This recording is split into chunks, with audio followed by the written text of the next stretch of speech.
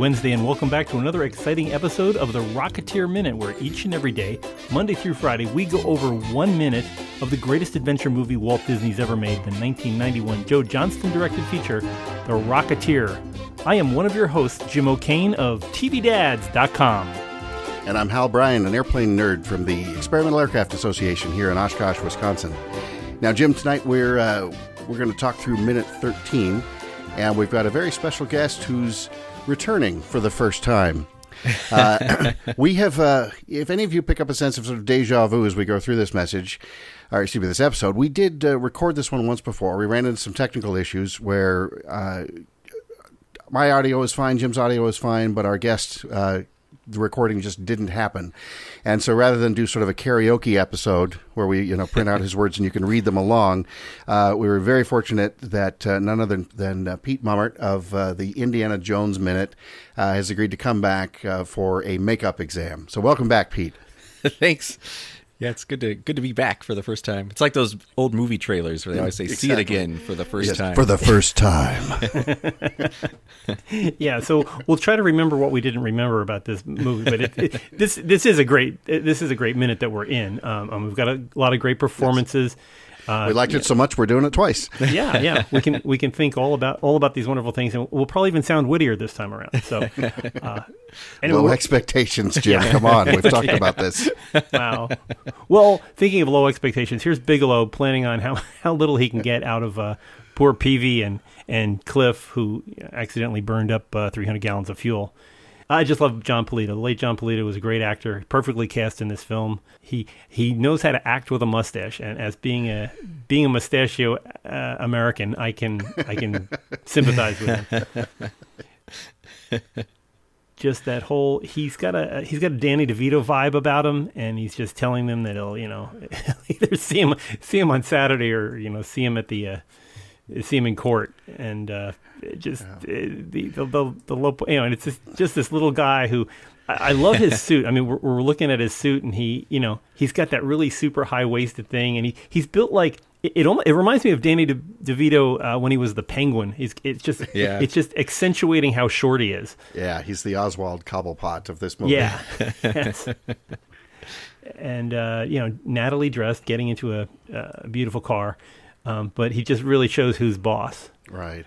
And he's just previously sort of proposed and brought up this idea with these guys of doing the stupid clown act again. And, he's a little bit sort of hesitant, but as soon as he knows he has them on the hook, then it's that little sort of mustache salute, and he turns and gets in his car, and he's not going to take any more discussion about it.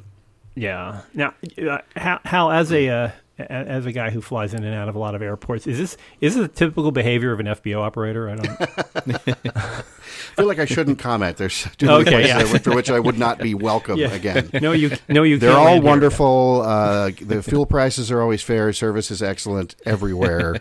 Please welcome me back. Well, I was curious about fuel prices because he was talking about they can pay him back $5 a show, and I was curious how long it would take them to pay him back. And the best I could tell, gasoline in 1938 was about 10 cents a gallon. And I'm not sure if aviation fuel would have been similar. Yeah, it depends so much on what they would have been burning. It would have at least roughly been the equivalent of whatever sort of the highest octane car gas would have been. Mm-hmm. But an operation like this, too, it certainly wouldn't be impossible. They would be burning something sort of lower octane. So at the time, it certainly would have been similar. In modern times, typical avgas, what we call 100 low lead, is usually about 50% more than maybe premium car gas. So if that's $3 a gallon, we might pay $4.50 a gallon for avgas. So even if you assume it's a little bit more, and then I did the thing. I think maybe you might have too as well, Pete, just to see what was $5 worth back then. And or what would it be equivalent now? And you get some different numbers, but I came up with somewhere around $85.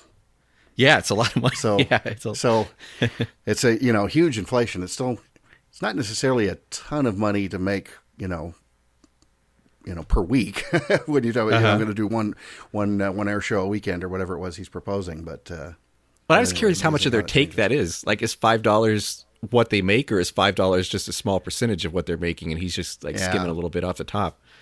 But it was interesting when I was looking through this. I came across an old magazine article. It was from December 1938's Popular Aviation magazine. And they were sort of bemoaning the fact that while the cost of operating a powerboat was higher than operating a light plane, there were hundreds of powerboats to every plane. And then they were saying that while a small plane operating costs were comparable to a motor car, there were thousands of cars to each plane. And I just loved the optimism. Like absolutely. They're just sort of imagining a plane in every garage, and everyone's going to fly to work. And it's funny. I can see just past my monitor on my bookshelf. There's a book I've got.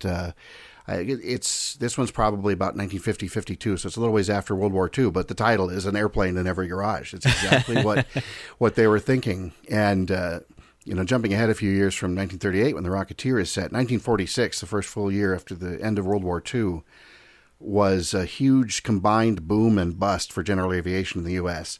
We made hundreds and hundreds of thousands of pilots in the war. The war's over. We're optimistic again. We're rebuilding. All these pilots are coming back. Everybody's going to want to fly. Forget cars. We're all going to have airplanes. And I would have to assume even to this day that 1946 was one of the biggest years in general aviation production. So many new models came out, and so many companies came and went within a few years. To my way of thinking, unfortunately, that boom never really happened. But a lot of those airplanes though did survive and stay strong and flying today. Well, the timing of that's fascinating because there are two things this movie makes me think of. And one is it captures, I think, an old California that doesn't exist anymore that I think is really an amazing thing. And the other thing is my father-in-law, my late father-in-law learned to fly right around 1946. Like he was too young to go to war, and he got his pilot's license before he was old enough to have a driver's license for his car. Wow. And he flew an old Stearman biplane, and he used to tell these stories where he would fly over his girlfriend's house, who eventually became my mother-in-law, and he would drop parachute, like a little oil can with a parachute on it with love notes in it. And we always thought, my wife and I always thought maybe he was making these stories up, but after he passed away, we found some of the little oil cans with the parachutes, and there they were. But it's just such it seemed like such a magical time for aviation, and Oh, absolutely. It's funny. My dad soloed in 1946 as well. He was probably just about exactly the same age, just a little bit too young for World War II.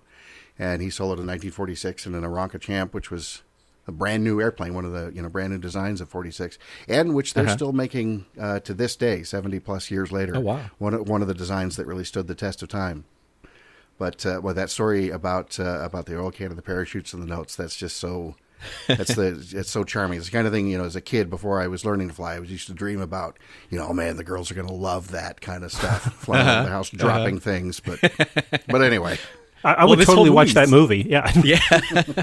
Well, this whole movie seems to be kind of in that similar vein as, like back as kids, we had this vision of what the future was going to be like. And I think a lot of it was we'd all have an airplane and a jetpack, and this movie sort of seems to show a different future, like sort of that magical Art Deco future that we never really had. Yeah, and we'll see later on in this film we come up with an autogyro, which is Harold Pitcairn's dream, and his idea back there at least in the early 30s was to have a plane that you could just pull out of your garage and roll down the street and off you go. Right. And it's he was quite an innovator in this thing. And when you see we're going to have that discussion when we get to that minute. I don't know how capable an autogyro was of slowing down with, say, like a rope ladder. But, yeah, we'll talk. Yeah. But that idea that you have an everyman plane that was so easy that you just get in and turn the knob and up you go.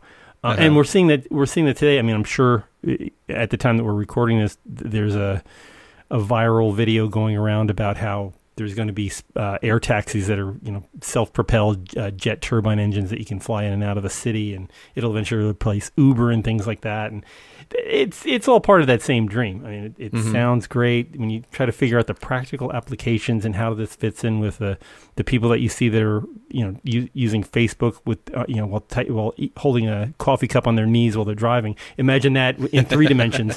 So yeah, those are the aspects that we never really, really predict. If you go back to even the 60s and the 70s, and they imagine the great connected networks of computers in the future and the electronic encyclopedias that we have in our living rooms, but so much of which has come to pass in huge ways. But nobody was predicting like YouTube trolls and commenters and things like that. Yeah, or constant pictures of people's food. Exactly. Or their never cats. Entered into it. Yeah. Anyway, there was a minute back here we were talking about. Yeah. Let's talk about that really cool movie that we've been watching. So we watch Bigelow get in. That he gets in, and then we have another. Oh, Hal, I know you love these 30s phrases, but good old Cliff drops the line about he's a lousy nickel nurser, and it's just like, squeezing that nickel, making the buffalo cry. And I can't even imagine what the possible equivalent would be today. Just maybe a cheap jerk, but I don't even know. But it's just we don't have insults like that. We don't have good phrases like that anymore. But thanks to the soaring popularity of this podcast, we're bringing them back. Yeah, so we're influencing the lexicon. The lousy nickel nurses out there will join us. Right. So we're going to start talking about that beautiful, it used to be beautiful plane in the background there, the JN1, the Miss Mabel, which is variously referred to on the when you watch the closed the closed captioning, it switches back and forth between Miss Mabel and Miss Maypole. So I'm going with Mabel, even though I think it's made out of maple. So maybe that's with the. But you can see Mabel with a B painted on the cowling in one shot in this minute. I'm pretty sure. Yeah, I was curious. Go ahead. I was just going to say, Pete, that there's another name painted on the side of this airplane that we see in this minute, and folks, as you know, we've had some of this conversation before. I consider myself, among the biggest, Warner Brothers, Looney Tunes, Merry Melodies fans of all time. And then this guy Pete wanders onto the show and explains a Bugs Bunny reference I've been missing for more than 25 years in this movie. And I was humbled and amazed and excited, and it was a very complicated time for me. But anyway, so Pete, tell us about the other name that's on the side of this airplane. Well, yeah, I'm curious. I think both names have a great story, but the one I think is really cool, the Fearless Freep. And I didn't get the reference immediately either, but I did a little research, and there was a Looney Tunes cartoon that came out, I think, in 1948, called The High Diving Hare. And Bugs Bunny is he's in front of a circus tent, and he's trying to get customers to come in and see a high dive act, and the high diver is called the Fearless Freep. And Yosemite Sam comes along and buys like most of the tickets. And then he gets into the show, and Freep doesn't show up. So he forces Bugs Bunny at gunpoint to dive. Like he says, well, if Freep's not going to dive, you're going to dive. And then the rest of the cartoon is Bugs Bunny finding various ways that he ends up making Yosemite Sam dive, like over and over and over. You can already hear the whistle in your head, the Doppler sound. Exactly. Yeah. Falling and then the little at the bottom. Yeah, exactly. Yeah. Wanting to tuck your ears inside of a rubber cap. But I like that the Fearless Freep came about 10 minutes after the Rocketeer. So theoretically, the Rocketeer could be the Fearless Freep. Like he could do his dive, and with the rocket pack, he could do that pretty easily. Yeah, that's true. It's it is. I mean, I know it's in shabby condition here, but it's just great seeing an old biplane with all the little wooden features and the. All the guy wires, all the rigging. You spend half your life sort of rigging an airplane like this one during a restoration and getting it just so. It's funny too as you look at close-up shots of the airplane. If we haven't formally identified this is a standard J1. Looks a lot like the better-known Curtiss Jenny, but it's actually a bit bigger airplane. You notice the interplane struts are a lot taller, so the wings sit up higher. It's got a little bit of sweep to the wing, a few other things, but a similar airplane built for basically the same purpose. It was. Would have been one of the Army Air Service World War I era trainers, and then also sort of a spotter aircraft liaison, anything else like that they might use it for. The first one flew in 1916 or so. Go ahead, Pete. Oh no, I thought that was interesting what you were talking about, because one of the things I thought was interesting is it seems like this plane was common in like barnstorming and flying circus kind of stuff, and at the beginning of the minute. Bigelow's talking about they're going to do their flying circus clown act, and that made me wonder if the Mabel that the plane is named after refers to Mabel Cody, who was kind of a daredevil flying circus Aviatrix, act back yeah. at this time. Yes. It very well could be. And yeah, you're absolutely right. The standard J1s and, the Jenny was built in much, much higher numbers. It was much more ubiquitous. But right at the end of World War I, you had pilots all over the country, even eventually including somebody like Charles Lindbergh, buying these airplanes up as surplus and then setting off and barnstorming. And it would start as something very unofficial. Just, I'm a pilot, I'm an airplane.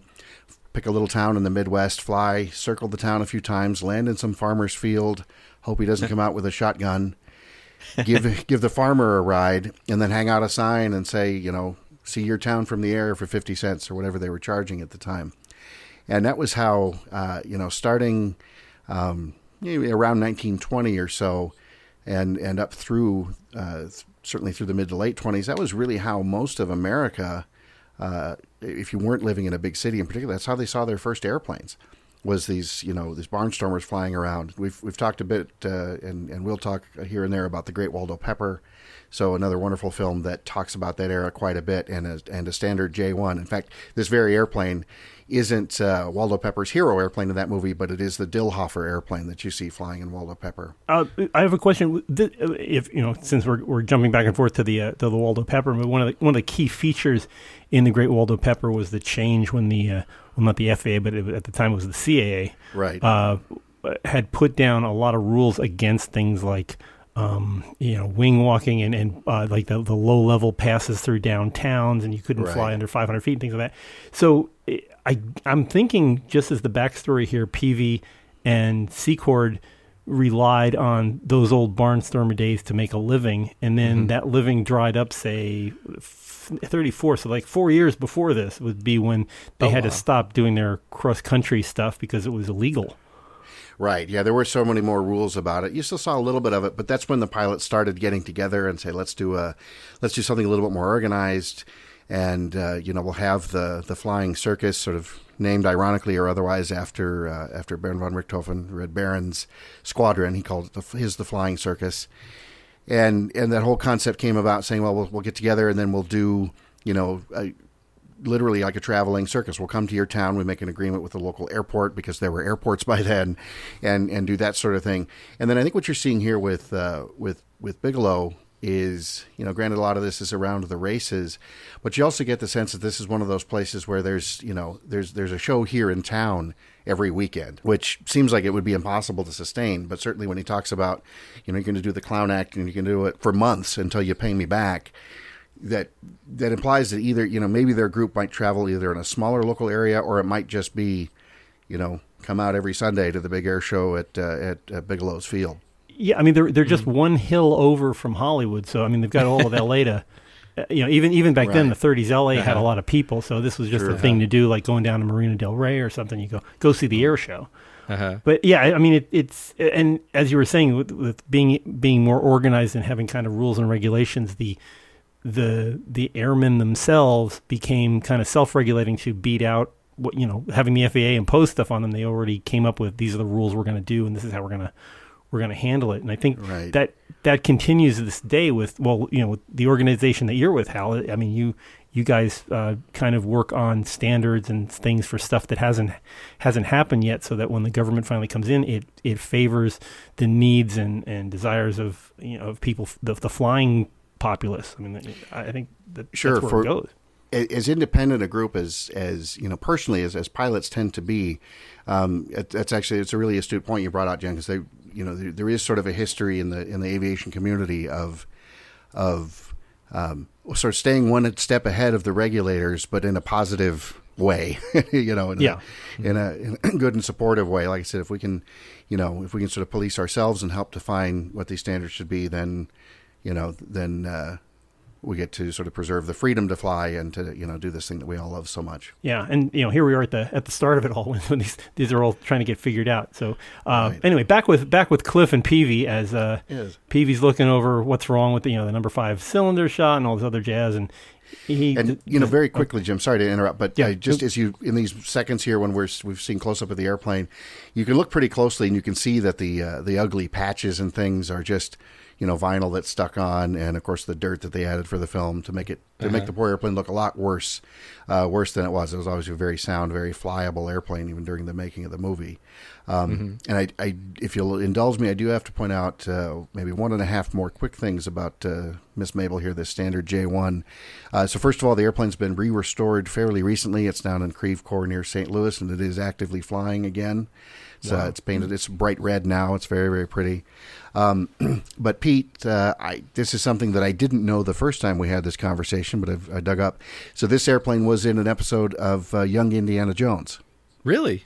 So this very, very airframe. Yes, it was flown by Margaret Trapp. Was a character on the show. She was based. She was a real person, and sort of an out of Africa kind of scene, kind of pilot. And anyway, so it's been ages since I've watched my way through Young Indiana Jones, and I don't know if you guys are taking that on minute by minute. But yeah, we're still in negotiations about that one. Sure, that'll take just about the rest of your life, right? To do Yeah. three seasons or 3 years worth. Yeah. But anyway, nice little bit of Indiana Jones trivia there. Wow, that that's I was very cool. I was pretty excited about. Well, I had a question about the plane itself, and I can't remember if we talked about this in minute 14 before or not. Who would the pilot always have flown in the back seat, or would the pilot generally have been in the front seat in these trainers? So in trainers like this, certainly in the military configuration, you would actually have the instructor sit in the front, and then the trainee, the student pilot, sit in the back. Now they may put the student up front for the very first orientation introductory ride, but even that's not likely. And it seems a little bit counterintuitive. Like, why would you want to fly the airplane with somebody sitting right in front of you, or blocking your view? And in actuality, the view ahead in an airplane like this isn't, number one, it's not all that great to begin with. You've got a lot of engine and stuff in front of you. Number two, in many cases, I don't think this is the case with the standard, but like a little bit later biplanes like the de Havilland Tiger Moth that I've got a lot of time in, the rear seat is actually elevated a little bit. But you notice you're also behind the wings, so your peripheral vision is much, much better. In the front cockpit, if you are elevated, you're closer to the top wing, so you're hunched down a little bit more. And really, all you can see left and right are wings, both above and below you. And then looking ahead to, you've got the engine, and this is either a Hispano Suiza or an OX5 engine. You've got exposed cylinders and a lot of noise and racket right in front of you. So the proper place really is in the back seat, and it's a lot harder to articulate, but there's something about the feel of it too, being in an airplane like this, being a little bit behind the center of gravity, or maybe even just about on it, as opposed to being sort of wedged up in front of it. You have a much better feel for the airplane, I in my opinion, especially on the ground, having that broader visibility and then just being a little bit further back, not as far back as in the GB where you're you're sitting 20 feet behind the airplane is what it feels what it would feel like, but definitely a better view and a very very common configuration. It's unusual, but not unheard of to find an airplane from this era up through the 40s that's two seats in tandem like this, where you wouldn't fly from the back. The Aranca Champ is a notable exception. You solo that one from the front. You have much better visibility in front, but the biplanes primarily you would fly solo from the back, with some exceptions. Okay.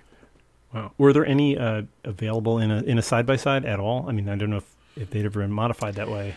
Well, certainly by 1938, you were seeing them starting even in the late 20s, so maybe halfway between Miss Mabel's era, original era, and the time of the film. You started to see airplanes like Travel Airs and things like that were side by side, at least for passengers. So you had the passenger in a rear open cockpit.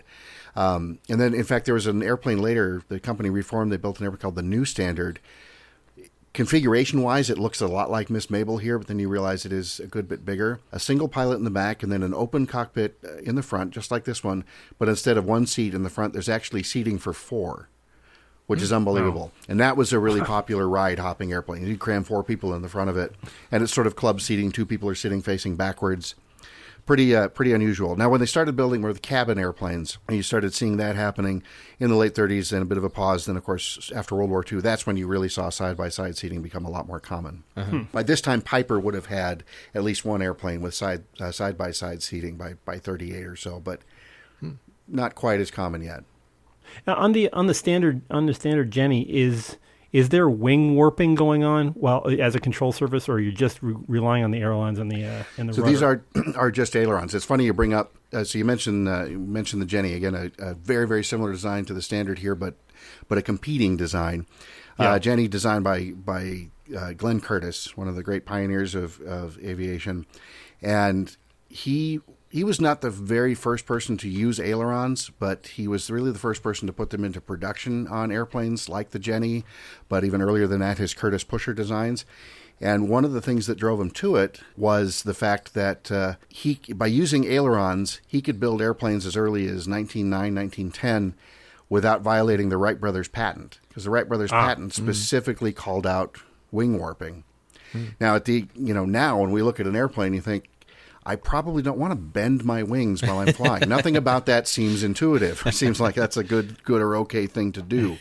But at the time, that was what was tested. That's what worked, and people like Blériot were using it and things like that. But when Curtiss came along, Curtiss was a bitter rival of the Wrights, and then of course by the time of the film here, Curtiss Wright had become a company. They'd merged and started building things like the P-40 and things like that. So it was a bit ironic that these bitter rivals ended up their company names anyway became tied together. So, but to make it clear, no wing warping on the J1. So those tensioning wires that are going along the outside, I'm just looking at somewhere around like second 36. There seems to be like tensioning wires going out to the outside edges, but I guess that's just for stability and keeping the wings flat, straight, and level. Right, yeah, and if you're, say, at minute 30, or excuse me, second 36, like we're at minute 36 yet. Yeah. I'm looking at the instrument panel in that section, maybe like 32 or so. You can see behind Cliff. You can see the upper surface, the aileron. There's a little sort of post that comes down into the frame. Yeah. Yes. So that's the. I'm drawing a blank on the actual term for it, but basically, that's a little bit of a wood structure. The cables are going up and over the top of it, and that's giving you the leverage to swing that aileron up and down. So it's kind of like a catenary. Sure. Yeah. Yeah. Yeah, and then you can see the diagonal wires that just go out to the outside edges of the airplane, and that is all just about structure. As this was before we started building airplanes with monocoque structure, or the standard from 1916 was somewhat before the monocoque structures, where you had airplanes where the skin was part of the structure and you didn't need so many bracing wires. And as we've talked about with the GB, we still saw some of that in that airplane. From the early 30s, that we were still using some of this bracing wires, and we've, basically gotten away from that pretty much completely now, for the most part. You are definitely getting into your aerostructure jonesing right now. Well, let's. You brought up the instrument panel, and let's talk a little about Lady Luck's new digs, where she's at. She's got a couple of. New, different, a lot different from the GB. This is not quite a generation before, but a decade before at least. And I think there's a couple of in chronologically correct spots on there with things like the motors. The one thing that comes out to me in particular that's not quite right is just the markings. If you look, and I'm looking at second 35, so lower left of the screen, there's an RPM gauge or a tachometer. And you notice it's got sort of that inner circle and outer circle, and it's actually the needle would potentially go around twice. Actually, no, excuse me, I'm mistaken on that one. That's just the colored markings. But if you notice the yellow marking, and there's kind of a hint of a red marking. Yeah. And actually, this one may actually go around twice at the top, because you see the 5, and then there's like a little 25 right underneath it. So yes, this would sort of loop around, not twice, but it would go sort of past the top. So you start at 500 RPM, then you go all the way up and around, and then now 5 is now 2,500 RPM.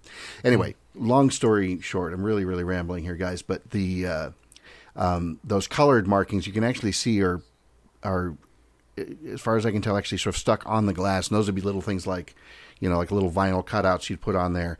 And that was a much more modern thing. When this airplane left the factory, you really didn't see colored warning areas, and we didn't really agree on what standards would be and things like that. So when you look at the other gauges, the upper left, it's almost certainly oil temperature, and then in the middle, we've got it would just be oil quantity. And then on the right, it's really tough to tell with as rough as the gauge is and as, it starts with a 30, so I don't know. Yeah, it starts with a 30 and goes on. That's probably just like an overall engine temperature gauge. Okay. So it wasn't that uncommon to have. Or actually, you know what? That could actually be a coolant temperature. I got to remind myself this airplane has a big flat radiator right on the front. So this was a water-cooled engine. I got a question. Yeah. Oh, Please go ahead, Pete. We just covered in Indiana Jones and the Temple of Doom. They were flying the Ford Tri-Motor, and they dumped the fuel. And I was wondering if this plane has a fuel dump mechanism of some kind. Was that common this early? Probably not. And I'll be honest and tell you that I was never sure. I've got maybe 2 hours in a Ford Tri-Motor myself. And as far as I know, my organization, EAA, where I work here in Oshkosh, we have one that we fly on tours. That's how I've gotten to fly it a couple of times. And as far as I know, unless I've missed something, we don't actually have a fuel dumping mechanism. That wasn't something you saw that much of until a little bit later. So the Ford Tri-Motor, the all-metal airliner of the late 20s, and a real groundbreaking airplane. We're talking about barnstormers. Most people, the first airplane they see is something like Miss Mabel here landing in a field. And then, suddenly it seems like about a week later you can go buy a ticket on this, at the time, very, very modern Ford Tri-Motor and cross the country by airplane and train in combination. Indoors, indoors. Yeah. A journey that would used to take weeks can now be done in maybe 2.5 days. Yeah. Anyway, so you saw the fuel dumping mechanisms come around much, much later when landing weights became more important. So just any modern airliner flying now will be able to dump fuel. Not entirely sure that was something possible in the Ford Tri-Motor, but of course it's an important plot device. So certainly most lighter airplanes like this, that wouldn't be a common thing. Now, all that said, I'm not 100% sure about the 2 silver knobs on the far left of this panel. In that, could they be like a lean and mix, or it very well could be without seeing the rest of the panel, and we might get a better look at the panel. I think we do when Malcolm, no spoilers, but he's flying it later. So we'll see if we can dig into it further. What they look like to me, they look just like a typical primer knob from that era, but I'm hard-pressed to figure out why we would have 2 of them. And a primer knob is just, you just pump a little bit of fuel into the engine before you start it. Wouldn't they have like, the primers that I've seen usually have like an air hole in the front that you cover, but I guess you don't need it on this one, or? So, well, yeah, and that's a good point. And it's looking mainly just at the markings along the side, and it almost looks like they have the little locking mechanism like a primer does, but I also could just be going cross-eyed staring at pixels. Would you say that this is actually in the plane? This is actually the inside of a Miss Mabel, or you don't think this is a mock-up of just a piece of Luan with I would say this is most likely inside the airplane. Now, if I've read the history of this particular airplane correctly, it was pretty much a ground-up restoration in about 1985. So the only reason I'm hesitant is that was 6 years before the film was shot. I'd be surprised. They've done an amazing job of making all the gauges look so rough. If this was a restoration that had fairly recently been completed, so I think it's a real panel. I think it's probably what's really in the airplane, but again, we can we look at that maybe in a later minute. But I'm just a little bit skeptical because the gauges are so rough, and if this was a fresh restoration, those would all look, after only 6 years, they'd still all look pretty nice and pretty fresh, and it would feel weird. It's one thing to let the crew come in and put vinyl cutouts on your airplane to make it look like terrible patches and then blow fake dirt on it, but it feels a little bit weird to go in and make the panel look terrible. But yeah, well, actually, maybe we could call we should check up. Maybe they're listening to us. If the folks down in Missouri with the restoration, ask them if that's a great those point. are still on there. And we can ask for photos of the panel, and then very quickly before we get away from the panel, where lovely Jenny's picture is tucked in right behind an old school altimeter. That a single hand altimeter that goes from 0 and then goes counterclockwise around. Counterclockwise, yeah. Which is also very unusual for today, and it's showing us. And you know what? I think in the first time in this minute, I was smart enough to look up the field elevation at Santa Maria. Where the film was shot. I don't recall what that is now, but you notice right now it's not set at 0, which is correct. Unless you're absolutely at sea level, if you're in Death Valley or somewhere, or on the water. Your altimeter is not at 0 when you're on the ground. It's actually the elevation of the area, assuming you've set the barometric pressure in the altimeter.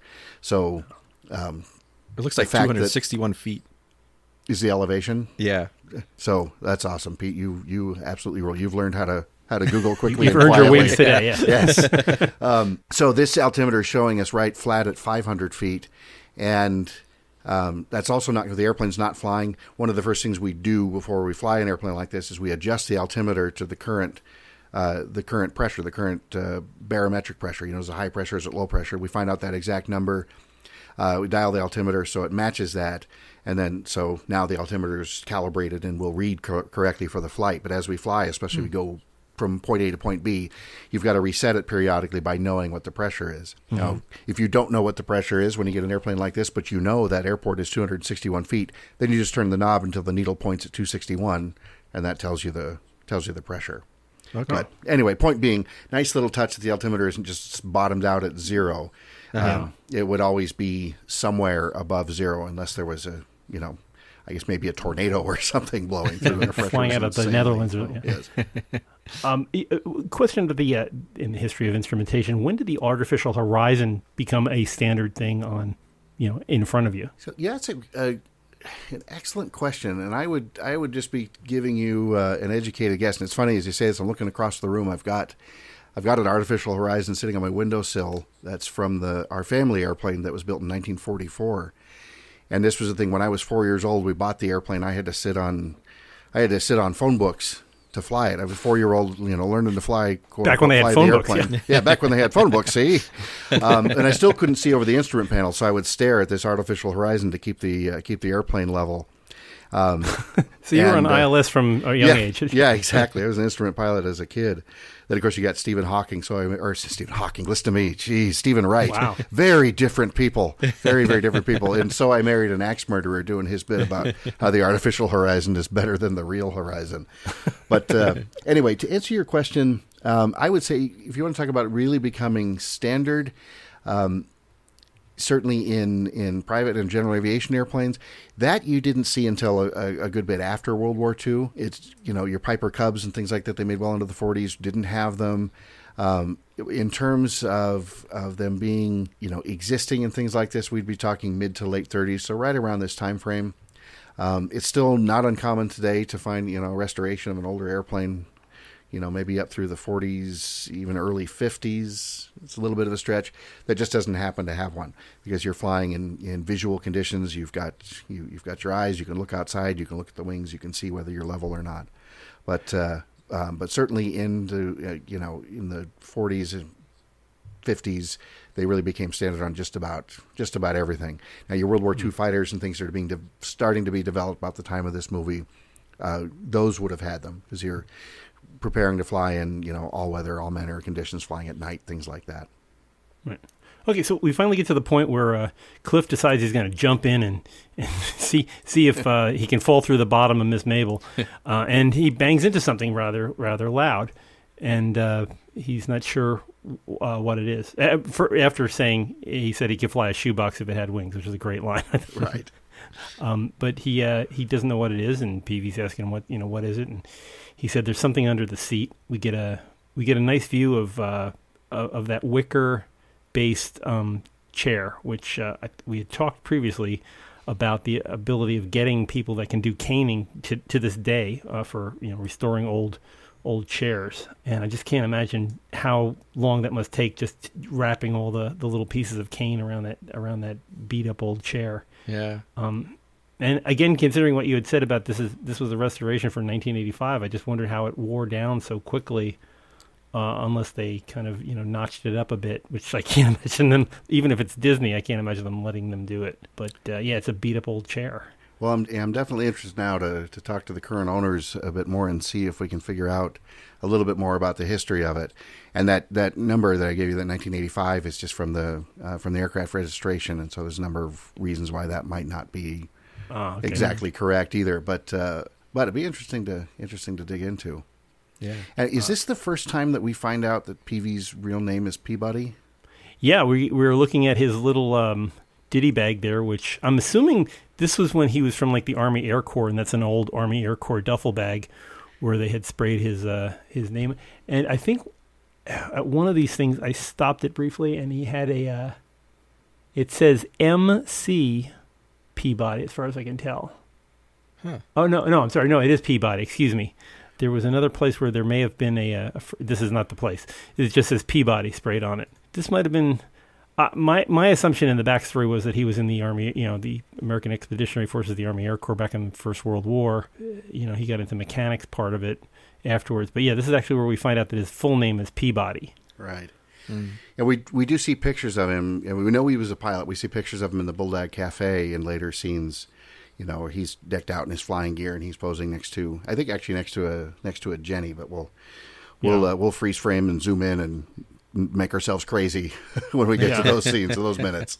Just a little bit of speculation here. What, besides doing the flying circus thing, and they said they haven't done that in 4 years. So besides building and purchasing and building the GB, what do they do for a living? Does PB fix planes? Does Secord still like dust crops in orange groves? What do you think their other jobs are? Those are probably my two best guesses. Yeah. I mean, I'm sure Peavy's he's the local Mr. Fix-It. He's the Joe Petroni of 1938. Yeah. Okay. if you'll allow the throwback. Yeah, yeah. And Cliff could be probably crop dusting. Somebody in his position almost certainly would have spent at least a short stint flying the mail. Okay. That was done privately for a while. Then the government came in and mandated that the Army pilots do it, and that ended up being rather disastrous. So that would have been a common thing. I also see Cliff, he talks about, you fly a shoebox if you put wings on it. He's probably a test pilot, probably one of the guys you go to on the airport when you're building something, this world of air racing, there's competition, but there is a lot of cooperation and camaraderie as well.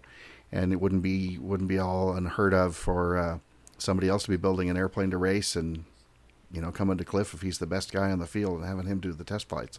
So he might have flown something like the Miss Los Angeles or the other ones out there and just, here, you haven't dug a hole with a plane. Why don't you go out there and try out my plane for the first time? Right. Now, I'm just wondering, like, over the top of Bigelow's hangar that they're in, we've got the two signs. One is for Curtiss, and the other one is for, I think, Pratt & Whitney. Would PV be like an authorized mechanic? I didn't know if they have like certification programs for people selling stuff. Maybe he was working as a contractor for Curtiss and Pratt & Whitney to work on their products out in the field. Yeah, he very well could have been, it could have been sort of a dealer or, sort of anointed by them.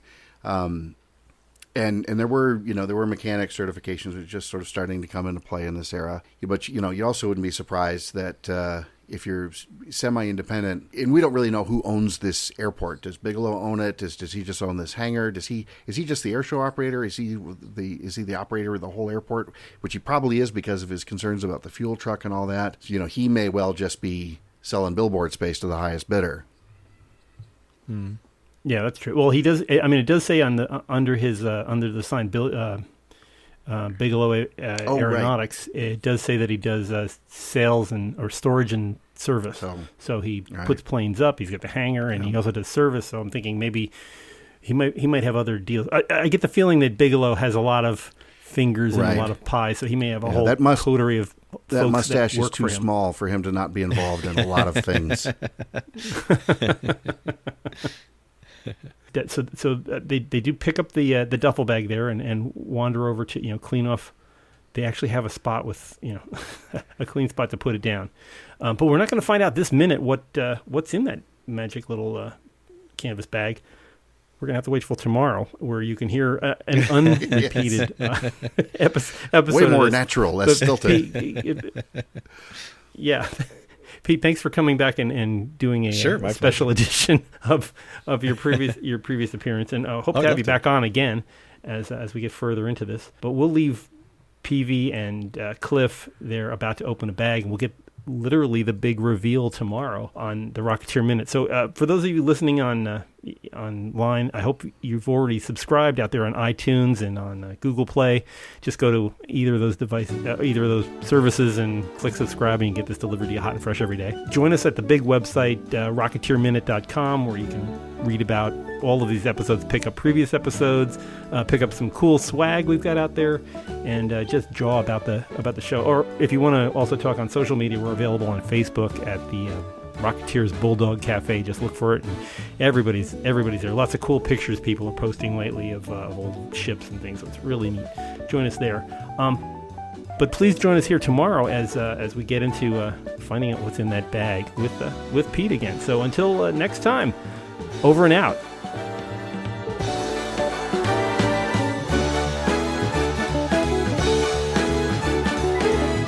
Go get him, kid.